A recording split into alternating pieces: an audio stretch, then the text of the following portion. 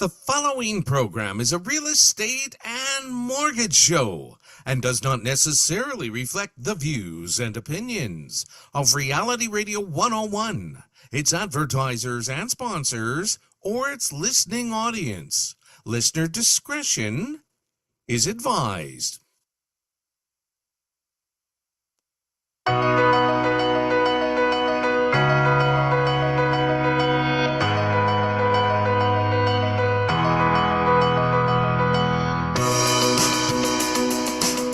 Good evening and welcome to Your Home, Your Money with your host, Randy Rodney, right here on Reality Radio 101. To get on board, send us an email. Our email address is yourhomeyourmoney101@gmail.com.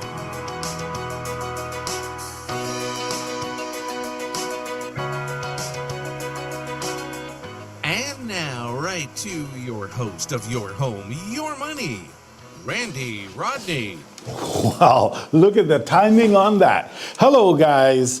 You know what? It's May. Blood sugars are way better than they were last week, and so I'm ready to rock and roll. So I guess the first thing that I'd like to touch on, buyers have the run of the roost right now. So, you know, there's so many stories that we can tell. Sellers are getting beat up. They're saying no because they're trying to hold their own. They're trying to negotiate. And buyers just aren't having it. You know, they're trying to get properties $100,000 below ask and things of that nature. And when the seller comes down $25,000 on an already good price, like realistically speaking, their pricing is good, and therefore the buyer should be attracted to it. And they're still asking for another $50,000, $75,000, $100,000 off. So this is a buyer's market. They have the run of the roost. And for those sellers out there that think they can just put a price tag on it, if the buyer wants it, they'll buy it, they're not going to sell. It's just not going to happen. You are going to need to create a environment that allows that buyer to feel like they've won. And under those circumstances, you'll have a much better chance. So the market data is out, and you know, what we're seeing is sales are actually doing way better for the month of May than they have previously this year, but they're still doing very poorly. They're down 13% over last year, and that's pretty awesome. But it's down 13%, and active inventory is up 41%. So it depends what you really think awesome is. And so if awesome is that we're doing better than last month in terms of the percentage over last year, then it's awesome. But we usually don't compare month-to-month stats. We compare year-over-year stats because the real estate is a business cycle that is different at different times of the year. It's very active at certain times and not very active at other times.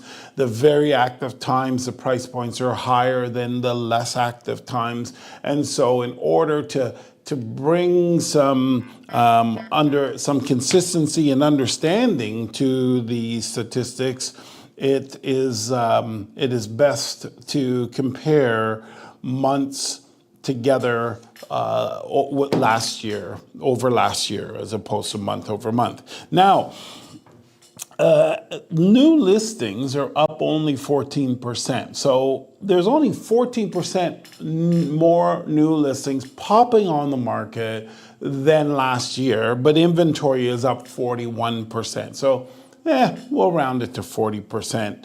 And new listings will round to 15, makes it nice and easy. And sales, we'll say, is down approximately 15%. Those numbers are approximate, but that's basically the gist of what's going on. average price, however, as I just said, and I'm actually looking at the report for the first time now, as I just said before I actually looked at the report, that average price is down 4% over last year. And that's pretty big because with the average price being over a million, it's 1.120. Last year it was 1.167. So we're talking about like a $47,000 drop over that period of time.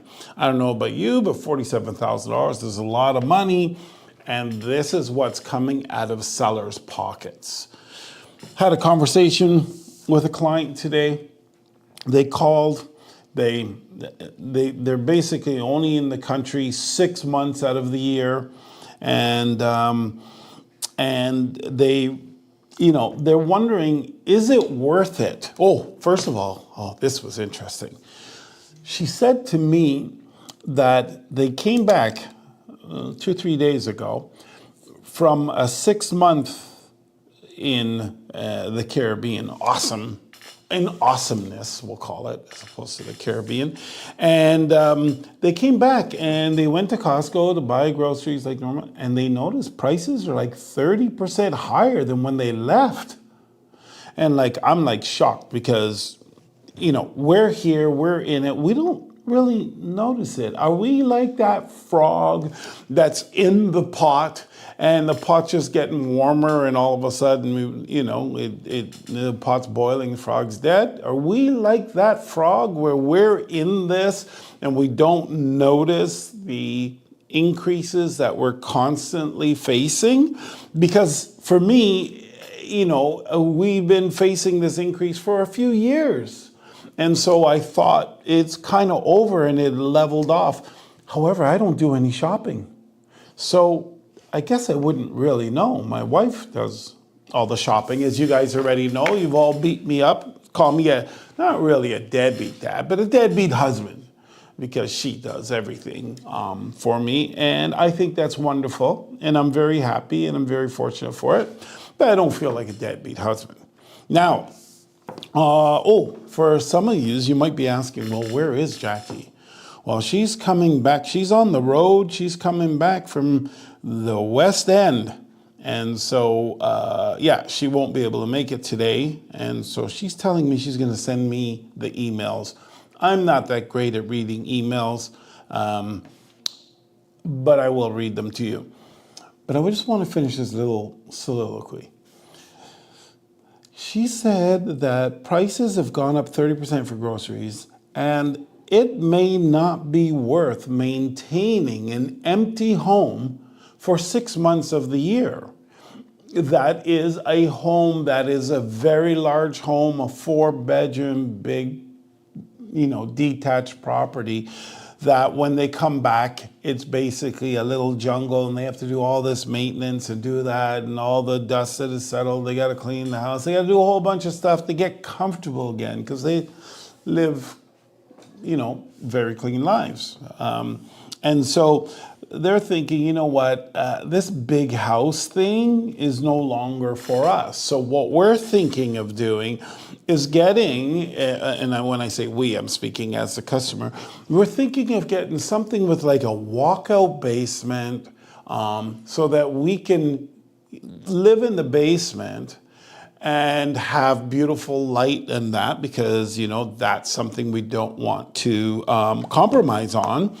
And rent out the upper part of the home so that the home carries and is not such a big waste of space, time, resources, assets. And so this was their proposal. And then she says, well, Randy, how's the market? And I said, oh, the market. Okay, well, last month, because these stats have just come in and I hadn't looked at them, but last month you were looking at anywhere from a 1 in 4 to a 1 in 5 homes are selling, which means that sellers need to have a very serious game plan. It can't be like, well, if it sells, it sells. It won't sell then. It's pretty much guaranteed if 4 out of 5 aren't selling and you got a casual attitude towards it, you're not going to rise to the cream of the crop, to the cream of to the top. To the top, yeah. You're not going to rise there.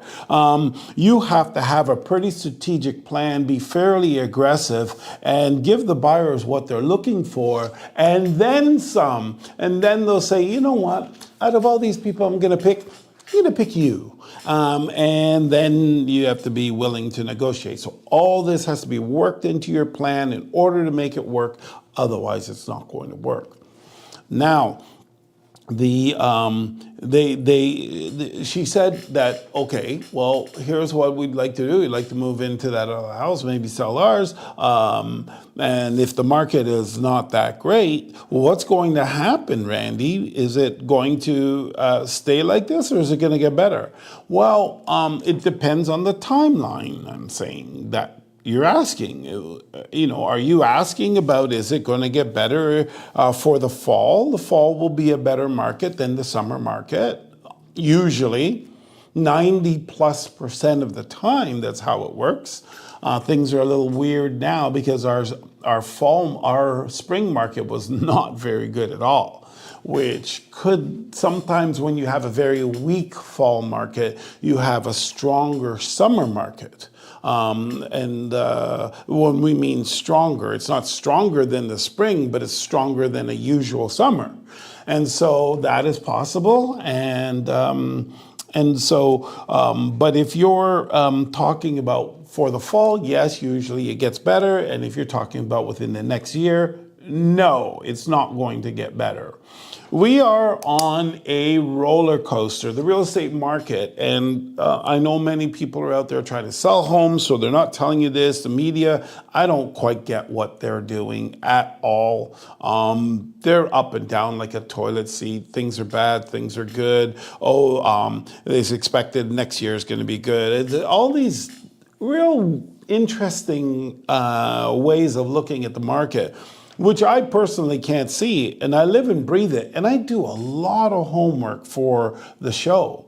So I like to understand the marketplace well so that when I speak on the show, I have a good command of what's going on, even though I have a fairly good command because we're here on the ground and we're working it, but I try to do even more investigation so that I'm solid in what I'm thinking. And I think I have a really good handle on what's going on. And so I told her, no, next year is going to be worse. And she asked why.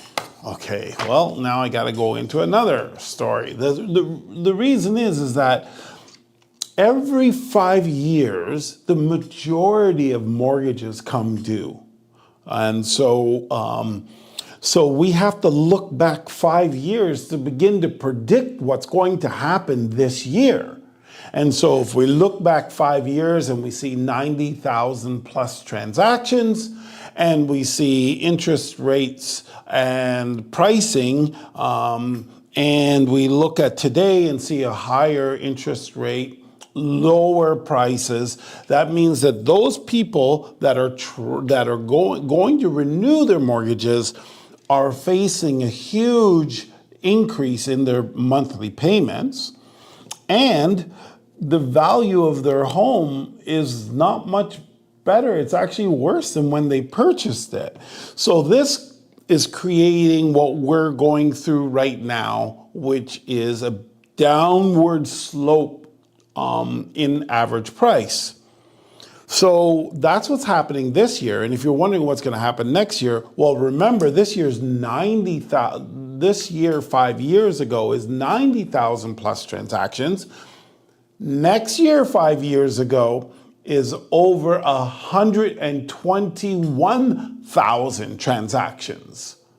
And so there are an additional 30,000+, roughly speaking, 30,000 more transactions that are going to be coming through, or a percentage of them coming through the pipeline, when the average price was at its peak.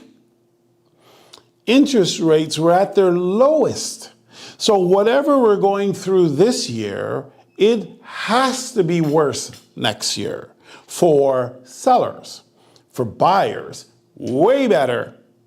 Okay? So I explained that to her, and she says, well, then, Randy, then what you're telling me is it's probably best for us to sell our home and rent for a year or two, and then purchase. And then so because after next year, after that, what's going to happen to the market, Randy? And the answer to that is I have no idea, and I don't know anybody who would.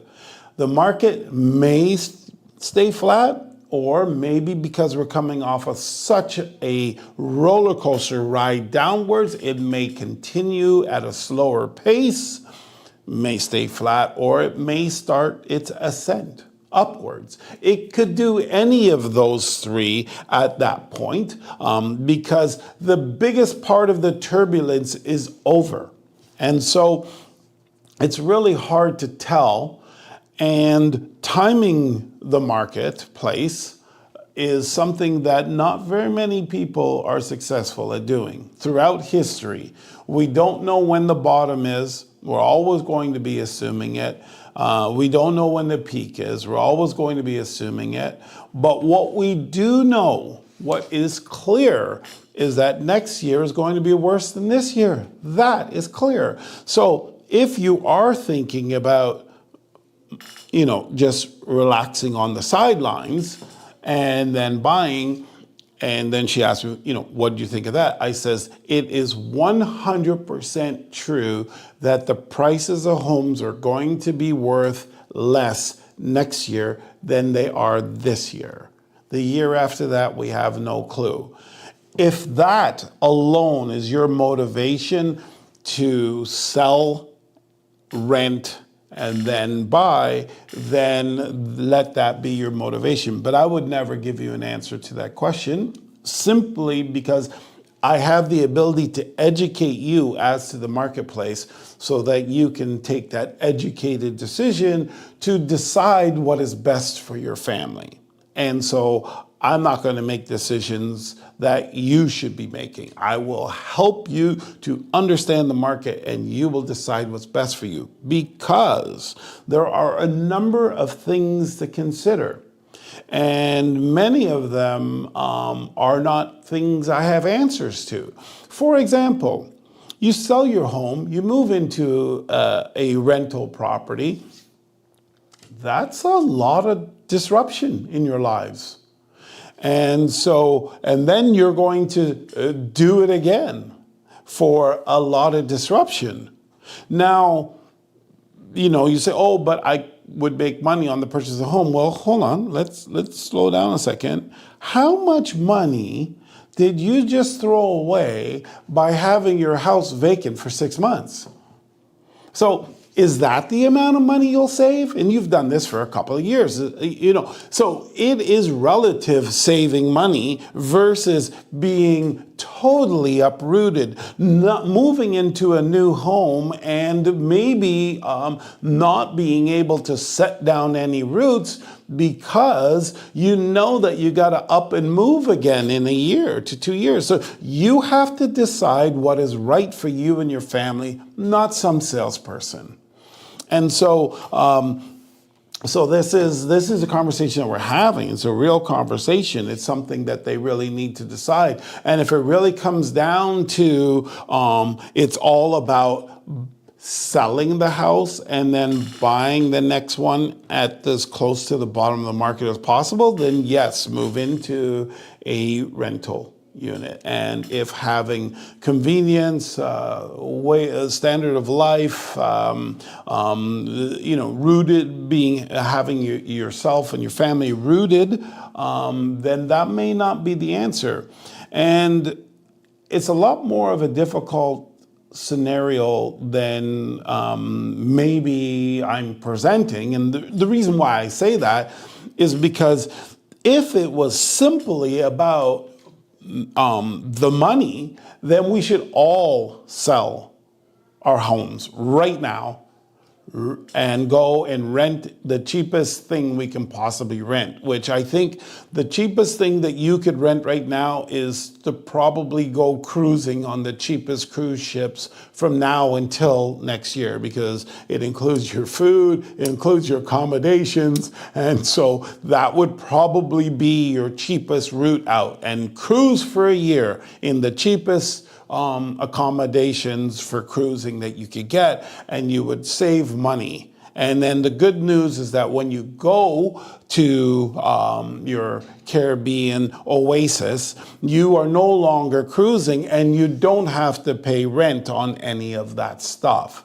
If you really were money conscious, then you would Kijiji or Facebook Marketplace all of your goods and collect as much money as possible. This is the route of trying to maximize the marketplace and the dollars for you. And so if that seems a little extreme, this is the reason why I can't answer that question for you, because it's really, what is it that you really want? What is it that you can really handle? So that's, and that gives you a little bit of an insight into how my brain works. It's actually quite interesting that when someone's thinking about saving money, I deep dive into a very interesting place. Okay, so let's try some of these emails here. So this is from Michael. Happy Father's Day to all you dads out there. Thank you, Michael. And I'd like to wish everybody out there a happy Father's Day. The next one is from Ken. So glad that Randy is feeling better this week. Good for him. Stay well, Ken. Thank you, Ken. I appreciate that. Robert. Okay, Robert. Well, even though it's a buyer's market, that will not help us folks that have to come up with large down payments. If the banks could let us put down a lot less, the market would in fact explode. Thanks for the show tonight, Robert from TO. Okay, so Robert, couple of things there. And you know what? I'm just going to write on the top of this that I got to bring a mortgage gentleman in here, Gian. And I think we got to add a little bit of a show for someone like yourself, Robert, where did you know that you could actually today buy a house with about $30,000 in savings? It won't be a Taj Mahal. If you're living in Taj Mahal, then don't move. But you could buy a house for as little as $30,000 down. And guess what, Michael? That $30,000, you have to have it. You have to have it. But that $30,000, you can get a cash back for, $20,000 of that back. Numbers similar to that, so that your net out of pocket after buying the house could be somewhere around 10 grand. Something to consider. So that those are programs that are actually out there. But I will say this, at the end of your email, you said that if this in fact happened, the market would explode. In fact, Robert, that's the last thing that we want to see, is an exploding marketplace. Prices are fairly high. Remember, job losses are pretty high as well. And what we really need is we need a stable market. Stable market is so much better with a small increase, 2-3%.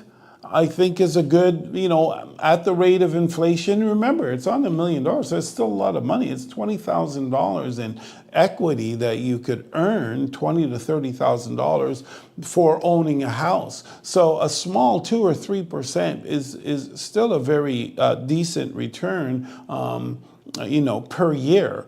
Thanks for your email, Robert. Now, the next one is from William. Is Randy on drugs tonight? Is he drunk? He sounds like a mellow sissy. Okay, well, I guess the diabetes isn't all gone. Thanks, Mike. Tim, Yo, to the show tonight. Let's talk about hockey. Hockey. Okay. There was a lady who wrote in, I should have looked at it, when she was saying, oh, the Leafs suck, the Leafs suck. And I said, no, they're amazing. They're going to go on to win. And I was wrong. They didn't go on to win. However, they did not lose like the Oilers lost last night. I want the Oilers to win, okay, because they're Canadian. So I'm going to choose the Canadian team. But the Panthers beat them up so bad. Gave them, you know what, watching that game, you could see that the Oilers were beat. I mean, at every single interaction, they were just trying to pick a fight. They were trying to explode. And that's a team that's out of control. And it sort of made me think back at a comment that, one of the people sent in, and that comment was that the Leafs suck and that. And it's like, well, no, the Leafs did a very good job with the Panthers. They fought them hard. They fought them tough. They weren't victorious, but they were good. And if the Panthers go on to win, that arguably could be the Leafs are like the second best team in the league. It's just the way their division is the hardest division. Whoever goes out of that division is the winner. So if they would have won, and you know what? I'm telling you right now, when we watch the Leafs play, there were some serious overtimes where where the puck just looped up over and dripped into the net. That wasn't the Panthers beating the Leafs. That was fluke. It could have been all over right there if that didn't happen. And so I actually think the Leafs did amazing. And I think last night's game actually concretes that in my head. But I still would like the Oilers to go on to win. Thank you very much, Tim, for your email. From Mike, hello. From the Financial Post, buyers are not responding as Toronto real estate listings glut passes 30,000 units. Okay. Unreal. Okay, well, 30,000 units, it's a lot. I'm going to agree. That's why it's definitely a buyer's market. They have a lot of choice. But the fact that, you're saying that buyers are not responding, when you say not responding, you're saying, well, sales were down almost 40% last month over last year. This month they're down 13%, 13.3%. I think it's a little bit of a response. We're finding that buyers, they're out there, they want the deal. We're getting them the deals because they're just available. And if they can't get a smoking deal, we move on to the next house and make them the winner when they give us the deal. That's just the way the marketplace is right now. Sellers are having it tough. From Jim, alrighty, this is a long one. And my eyesight's bad. So, already, Jim says. The market sucks. What's new right now? Same old, same old. It doesn't matter if the real estate market is good or bad, or if it's a buyer's or seller's market. No one can afford a home except the people that are semi-wealthy. The rest of us, taxes, jobs, down payment, and affect over 75% of the people. Enough of the same crappy news. Well, thanks, Jim. Yeah, I mean, that's certainly one way to look at it. I'm not sure about 75% of the people. I think that is a high number. But I get where you're coming from. It is true. I mean, Jim, you brought me down. I'm gonna talk some down stuff right now. Why did we vote a Liberal Party in when our taxes are so high? Our property taxes are going higher, our personal taxes, they're going to spend money on stuff and they got to get it back. Why do people want all this free stuff? that the free stuff isn't free. Someone has to pay for it. So what happens is the next year they're trying to figure out what they got to do to pay for the money they just spent. Because it's like a credit card. They go and they spend the money, and then comes a monthly bill. And the monthly bill just picks up the next year. So then they got to say, oh, shoot, how are we going to do that? Okay, well, let's raise taxes, because that's about all they can do. And if they don't raise taxes, they got to do other things, which is the equivalent of raising taxes. And we're voting in the same people. And if you're from Ontario, we're one of the biggest reasons. Ontarians are always voting Liberal for whatever reason. And I'm not saying that Liberal is bad. What I'm saying is, holy smokes, enough already. We went through all that spending and all that stuff, and it got us nowhere at the wrong time. And then the kind of spending that they did, it was insane. You know, COVID happened, they gave the grocery baggers a $5 bonus per hour because they said they're on the front lines of COVID. Well, what about all the other people on the front lines of COVID? No, they didn't win the lottery, just the grocery baggers. It just some really dumb things took place. And here we are accepting that and voting that back in. Kind of insane, really. But thank you for your email. Okay. Hank, happy Father's Day to Randy Rodney. Have fun on Sunday. Hank. Thank you, Hank. I really appreciate that. That's wonderful. Next one. Wayne. This one is from Wayne. Hello to Randy Rodney. Yes, Father's Day. Happy Father's Day as well. Blessing to Jackie as well. Thank you very much, Wayne. Really appreciate that. And the last email here is from Catherine. Catherine, is this the happy show tonight? Where's Randy's toxic attitude? It's coming. I think I just displayed it a little bit ago. We missed that. The hockey segment was good. Kathy, listening to Randy when I'm not telling my husband no to sex. Well, first of all, Kathy, you should not tell your husband no to sex. That shouldn't actually be allowed. And there's no reason for it. You know, I'm guessing, Kathy, that exercise is something that you enjoy doing. That is the best exercise you could possibly have. It's a great way to be closer to your husband, because you can't get any closer than that. And and not only that, it's a good thing. It's a good thing. It'll help to maintain the spice in your marriage. It is something that you two can only do with each other. It's not like he can go out and do that with anybody else.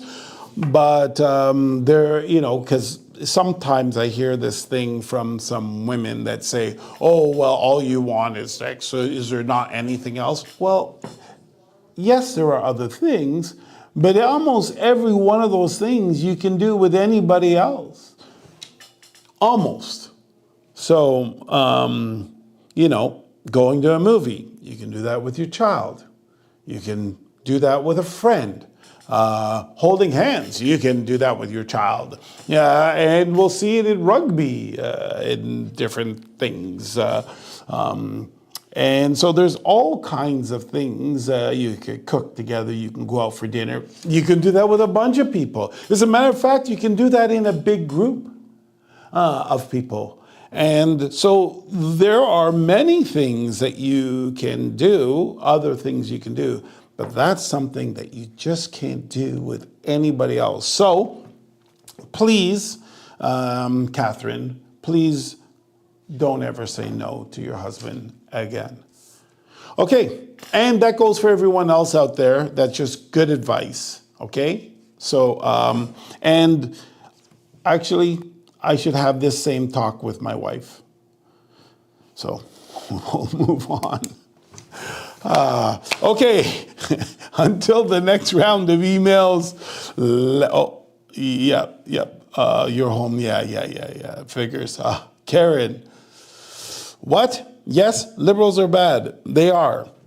They are the world's problems. Thank you, Karen. I'm not sure if they're the world's problems, but certainly in the States, what's going on in the United States?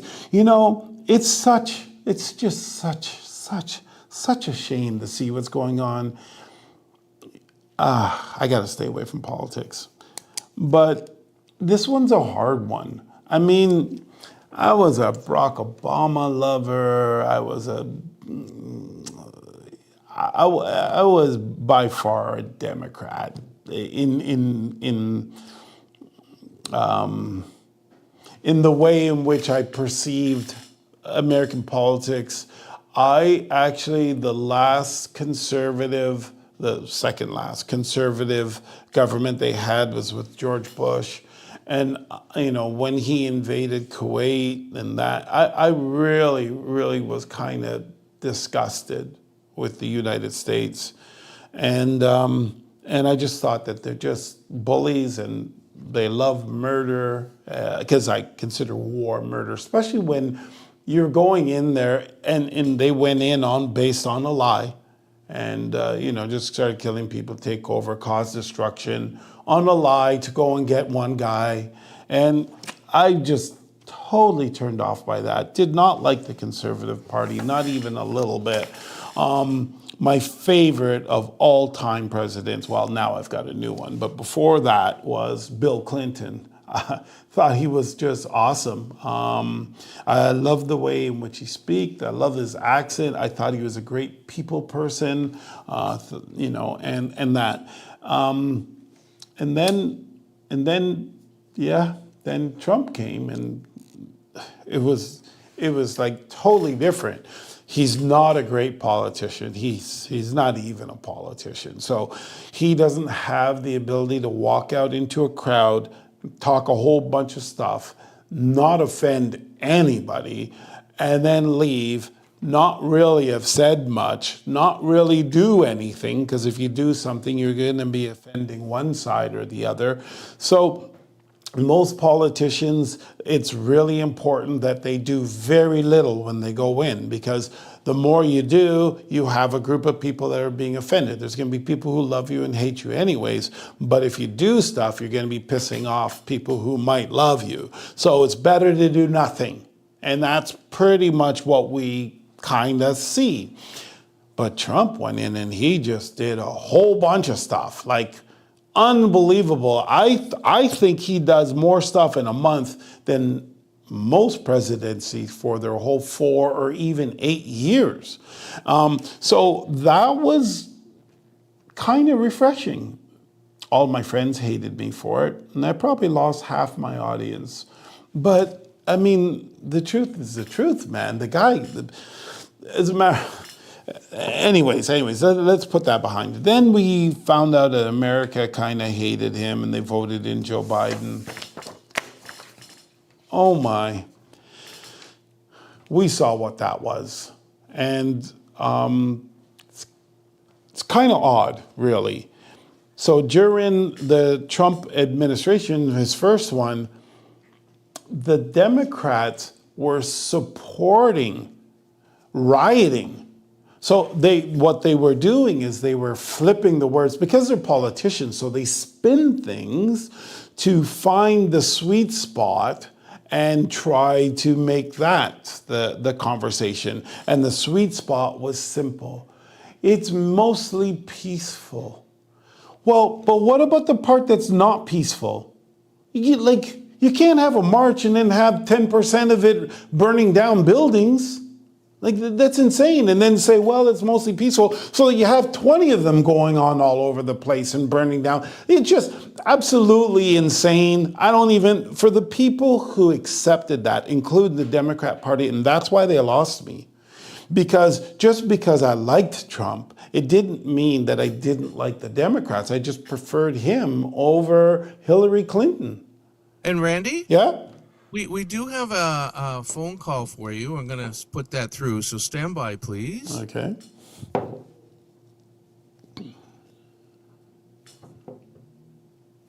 Randy, this is Bill Clinton. I just want to say I appreciate your kind words.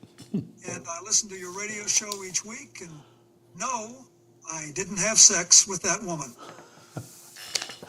Yes. You know what? I'll be honest. I excused him for that. I said, you know what?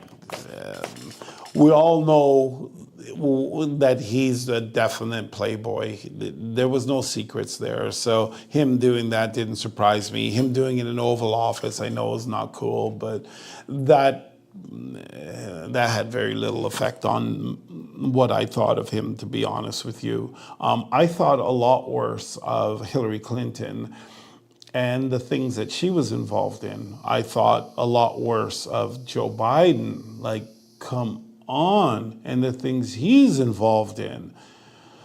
It's actually a shame that those things are swept under the rug. And they're true. But meanwhile, they're trying to say a whole bunch of falsehoods. Trump is a Russian spy. They went after his personality for 3 years, tried to totally destroy him, spent billions and billions and billions of dollars in airtime just trying to totally destroy him. Then they tried to put him in jail, and then they tried to bankrupt him, and then they tried to take him off of the ballot in 16 states, and then they tried to kill him. And so, all this stuff, and then he came back and won, and I was like, I forgot, when he got shot in the ear, many of my friends were saying that he staged that. And I'm like, you staged dying, possibly dying by a millimeter or two. Give me a break. And this is how much the media, the billions and billions of dollars in propaganda that they spend to say how much a racist he is and all of these things, which are just like, when you're drinking that Kool-Aid, you see it, you believe it. But once you stop drinking that Kool-Aid, you go, holy smokes, this stuff is outrageous. Anyways, Trump came back, he won. But what I wanted to talk about was back in his first presidency, the Democrats were supporting the rioting. They were really only supporting the marching. They were supporting the peaceful rallies and things like that. That's what they were supporting, which was really the riots, because that's what happened at all of them. And they would then justify the riots with those mainly peaceful. And so what they're doing is they're actually don't care, as far as I believe, they don't care about America at all. And this is why I've kind of totally left them. Like before, it was just, okay, I hopped on a different bandwagon for a while and I go back. Right now, I can't go back. I can't go back. You're doing these things that you know are actually destroying America, and you're perfectly fine with it because you're not in power. And then you have, let's call it Doge, and you can hate them or whatever, but you're totally against trying to save the corruption and the money that's being spent wrongly. And they tell you how it's being spent, and you don't care. As a matter of fact, you don't care because you actually set all that stuff up. And it's just absolutely disgusting. And I don't know what to say about it. I think that they are imploding, personally. And there are, like, Elon Musk, he voted for Joe Biden. So he switched sides. Then guess what they did? They hated him. Now they want people to torch his cars and his trucks and his buildings. And then they're talking about him as a Hitler and all this stuff. Like, they totally don't, friendship doesn't mean anything. It's only power. He was their savior for electric vehicles, everything electric. And he was everything to them, or part of everything to him. And then now he is Satan coming. I don't even know how you make those switches. I'm not sure how you do that. It's scary, and I would say I have to use the word disgusting. It's morally disgusting. And you watch them do this. I don't even know how you could support. Okay, let's talk about how poor of a politician that Donald Trump is. On a scale from 1 to 10, as a politician, I would give him somewhere between 1 and 3. Okay? And the reason being is because he speaks his mind. And you can't do that as a politician. You have to follow the polls, and you have to have this kind of wording that really doesn't offend anybody, but really you've got a stance on nothing. And so he's very poor at that. And because of that, you could say he's polarizing, because he'll make a stance on something and then it's polarizing to the other side of that stance, whereas other politicians don't do that. But there's something refreshing about that. There's something refreshing about someone actually speaking their mind and meaning it, not just saying what, Anyways, I'm going to come off of this because there's really nothing there. I think you guys really understand where I'm coming from here. And the truth of the matter is that what he is doing with the tariffs is a horrible thing to Canada. Okay?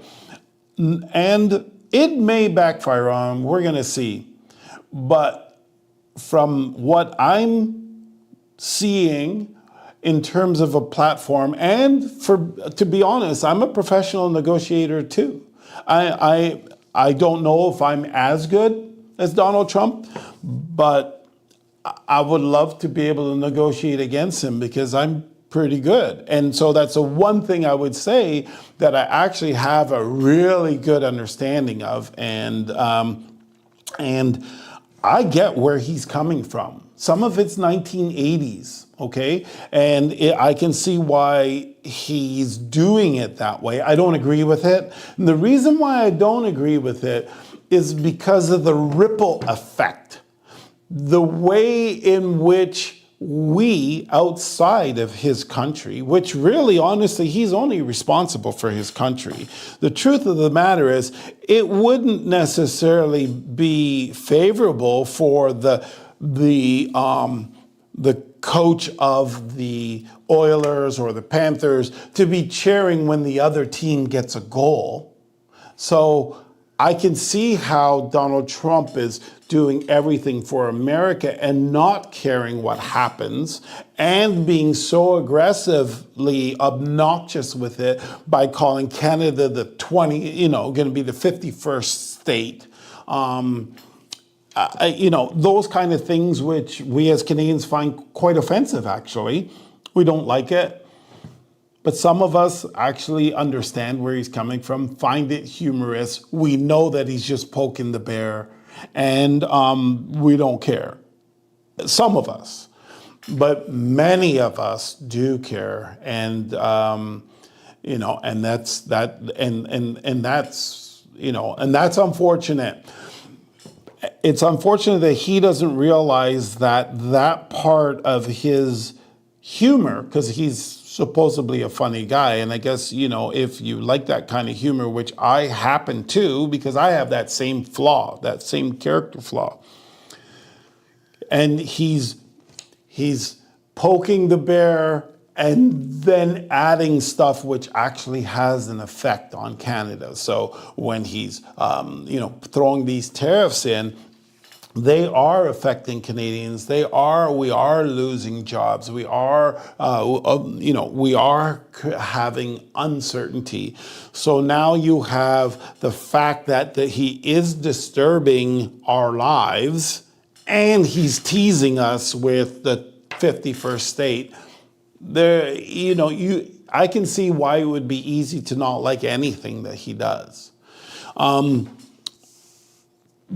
But if you're an American, you're so, I not all, but I would say the majority are so happy that they have someone that they can believe the things that they say. They can believe if he says he's going to do this, he's going to try everything he can to do it. That is not something we're used to in politics. The other thing is, this is what, for the people who absolutely hate what he's doing, and my friends and things like that, and other business partners and things of that nature who have said, what he's doing is insane with this tariff thing, it's insane. Actually, it's brilliant. From a negotiation standpoint, that's all I'm talking about. I'm not talking about how it makes everybody feel. It makes nobody feel good. Nobody. It doesn't even for the Americans, it's not feeling good right now. But most of them are patient. You know why? Because in his first term, he tried to level things. So that's why he renegotiated NAFTA. And then in this term, he's throwing it away because he didn't like how he negotiated that, because he didn't have a position of leverage. And so he took a 4-year sabbatical and he figured out the position of leverage. The position of leverage, and I think he presented it wrong because he's not a politician. He presented it wrong. He presented it as a businessman who, and which nobody really appreciated. That's on the other side of it. But if he would have just positioned it as, you know what I want is free trade, like we've all wanted to do.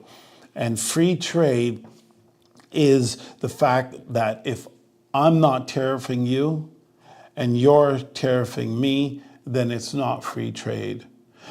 And if you're not tariffing me and I'm tariffing you, then it's not free trade. If you tariff me 50%, I'm just going to reflect it in a mirror and I'm just going to do the same back so that we can have a fair trade policy. And if he would have presented like that, he wouldn't have pissed off as many people. And so that's number one. But the fact that he did it, the reciprocal trade, now he has the biggest economy in the world. He's 25% of the world, I believe about 25% of the world economy. Everybody wants to put their goods on his shelves because they spend so much money. That's the place to be. Let me ask you this. You sell pens. Where do you want your pens to be sold? In the corner store or in Walmart? It's really, really simple. You want your pens in Walmart because you will sell more in a day at Walmart, especially with back to school, than you ever will at the corner store. And that's why everybody wants their goods in America. And so he recognized that, hey, I've got what it takes here. I've got I can sell everybody's goods. So now I want free and fair trade. And if I get free and fair trade, then my people can also sell in those countries, which they're having a really hard time doing. And we will make so much more money, so that now I may even be able to wipe out taxes in my country. If he had this policy and this was his first 4 years and he had another 4 years, I actually think he might actually be able to do something of that nature with the route in which he's going. So that's why the Americans are like, you know what? This is crazy, but I think I'm going to wait this one out. Like, the guy's got a great foundation to fill up the store. He's got great negotiation strength now because everybody has to look in the mirror and they got to actually lower their tariffs. When they lower their tariffs, that means America can start selling in their countries more and therefore more jobs in the country. Yeah, he's onto something there. And if it works, America is going to come out of it very, very well. And I think that's why people are putting up with the fact that he is not a politician. And actually, in some ways, even if he didn't do all this stuff, to try to actually make America a lot more money, it is actually refreshing to a percentage of the population to have somebody actually speak their truth, not speak their script. And so that's how I'd like to end that session. Oh my, look at this. Holy smokes. Oh my, whole bunch more emails. I guess I'm going to have to run through those. Shame on the libs.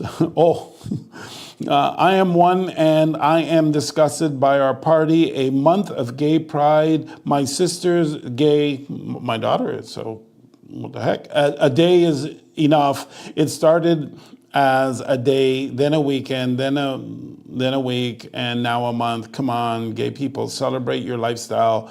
You wish. But for a month, I think it should be for a year.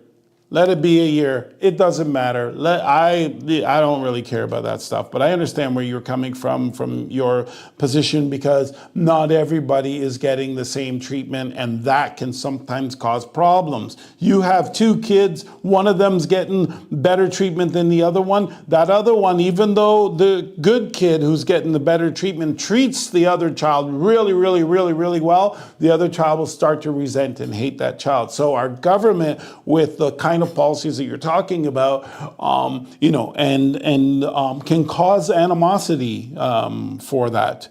Yes, the liberals are bad. They are the world's problems. That's Karen.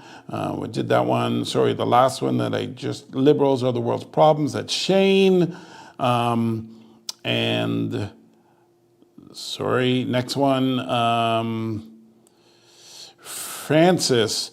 I really dislike Trump, but I love what he is doing for the United States. Stage a murder. Your friends need therapy. You're funny. The next one is from Mason. I can't go back either. I am a lifelong Democrat living in Illinois, but this is all nuts. The hatred, the destruction, the lies. I'm ashamed to be called a Democrat. What's wrong with our party?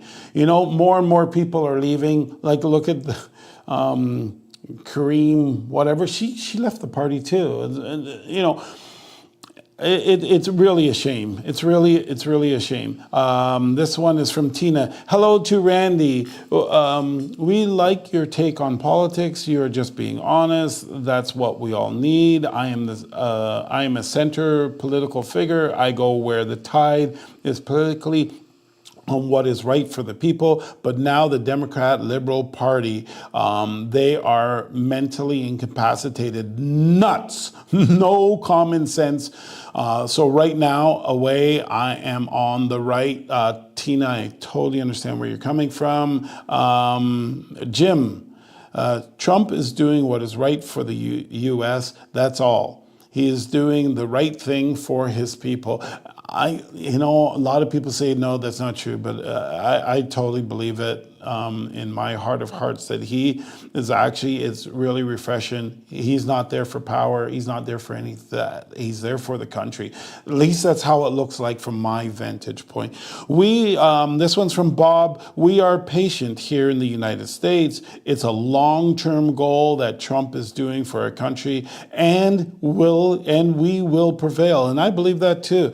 We understand it. This has been a long time coming. Robert from New York City. Thank you, Robert. Wow, it's a lot of emails. Thank you for emailing in. Guys, we're out of time. I can't dig down deeper. I'm going to dig down deeper next week. I'm going to hit you guys with some really good stats. I promise. I actually probably will try to bring Guillen on the show too. I'm going to call him next. Thank you very much for tuning in. This has been your home, your money, and our lives, or my lives, on realityradio101.com. Bye for now.